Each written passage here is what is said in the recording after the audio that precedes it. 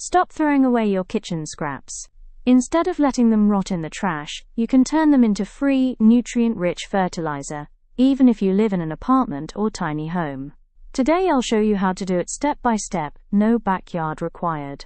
Welcome back to Green Profit Cultivate.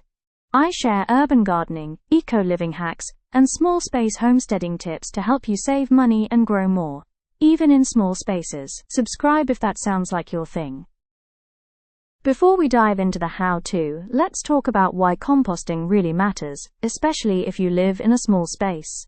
Every day, millions of tons of food scraps get tossed into the trash. Things like vegetable peels, coffee grounds, and eggshells. All of it ends up in landfills.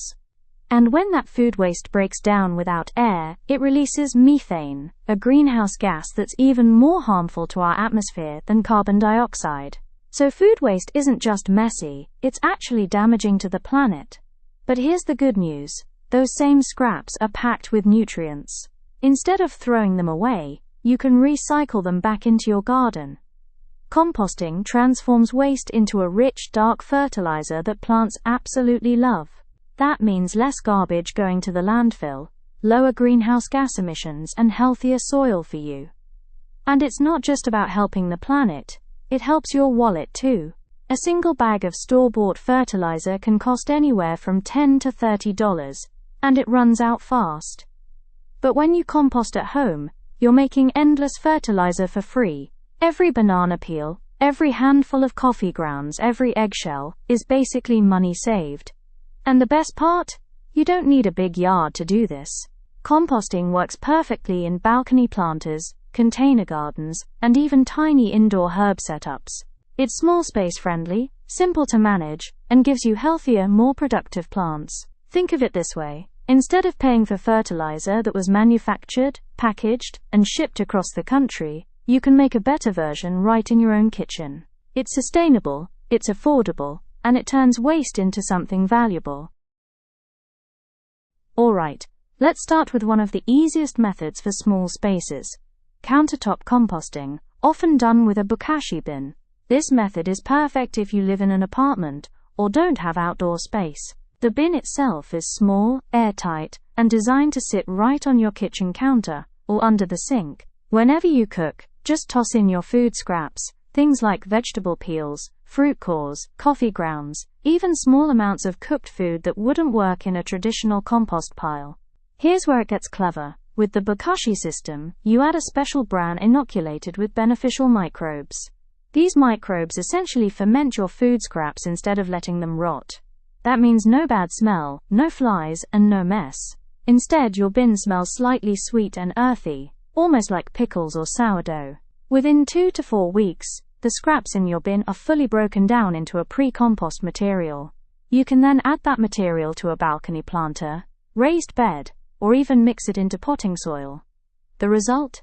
Rich, nutrient-packed soil that feeds your plants better than any chemical fertilizer ever could.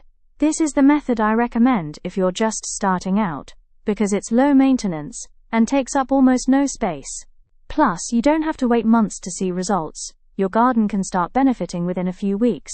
I'll leave links in the description to a couple of my favorite countertop compost bins and bokashi starter kits. They're beginner-friendly, affordable, and make it super easy to turn your everyday scraps into garden gold. Next up, let's talk about worm composting, also known as vermicomposting. Don't worry, it sounds scarier than it really is. And it's actually one of the most efficient ways to compost in a small space. Here's how it works. Instead of relying only on microbes, you use a bin full of red wigglers, a type of composting worm. These little guys eat your kitchen scraps and turn them into what gardeners call black gold, worm castings. Castings are one of the richest, most balanced organic fertilizers you can get, and plants absolutely thrive on them. The best part? Worm bins are designed for small spaces. They're compact, odor-free when set up correctly, and can fit under your sink, in a closet, or on a balcony. As long as the worms stay moist and comfortable, they'll happily munch through food waste all year round. You can feed them veggie peels, fruit scraps, coffee grounds, and even shredded paper. Just avoid too much citrus, onions, or anything greasy. In return, they'll give you a steady supply of castings that you can mix into potting soil or brew into compost tea for your plants. This method is perfect if you want a continuous system that just keeps producing fertilizer as you feed it. Unlike a bokashi bin, which finishes a batch in a few weeks, a worm bin is ongoing. Your worms are always working for you. If you're curious to try this, I'll link some starter worm bins and red wiggler kits down below. They're easy to set up, beginner-friendly, and once you start, you'll wonder why you didn't do this sooner. Finally, let's look at an option that works if you've got a patio, a balcony, or even just a little outdoor corner: the compost tumbler or balcony compost bin. Unlike the bokashi or worm bin, this is more like a traditional composting method, but scaled down for small spaces. A tumbler is basically a barrel on a stand that you can spin or rotate every few days. That motion adds air, which speeds up the breakdown process and keeps everything mixed. What I like about tumblers is how fast and efficient they are.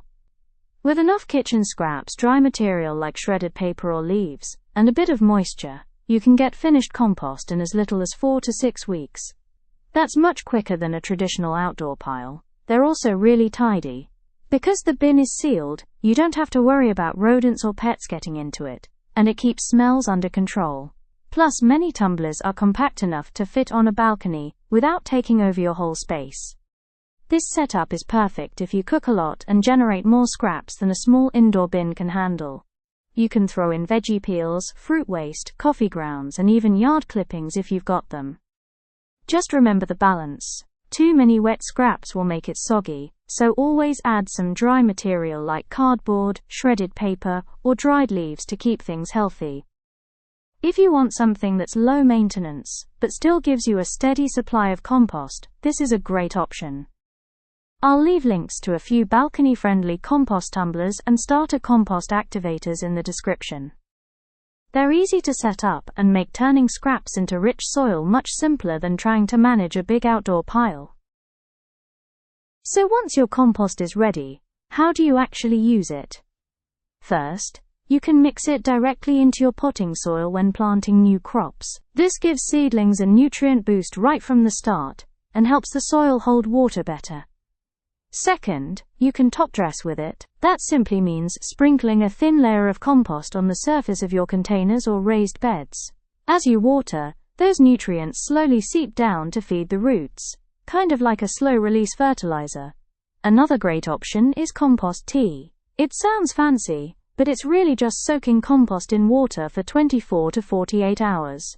The result is a nutrient-rich liquid you can pour straight onto your plants, or use as a foliar spray. It's like an instant energy drink for your garden. And here's the best part. This fertilizer is completely natural and safe. No harsh chemicals, no risk of burning your plants, and it costs you nothing, because it came from scraps you were going to throw away anyway. Whether you're growing herbs on a windowsill, leafy greens in a balcony planter, or tomatoes in a raised bed, homemade compost is one of the easiest ways to keep your plants strong, healthy, and productive.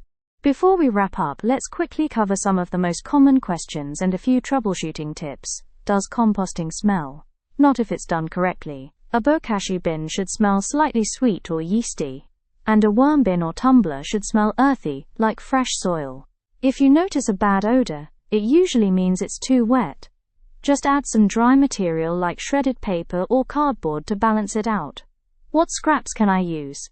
Stick with fruit and veggie peels, coffee grounds, tea bags, and eggshells. Avoid meat, dairy, and oily foods. They break down slowly and can cause problems. How long does it take? It depends on the method.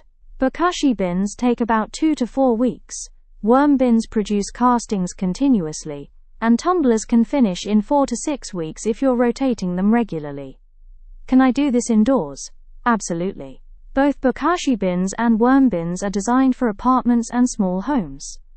They're compact, clean, and easy to manage without needing a backyard. And here's a bonus tip.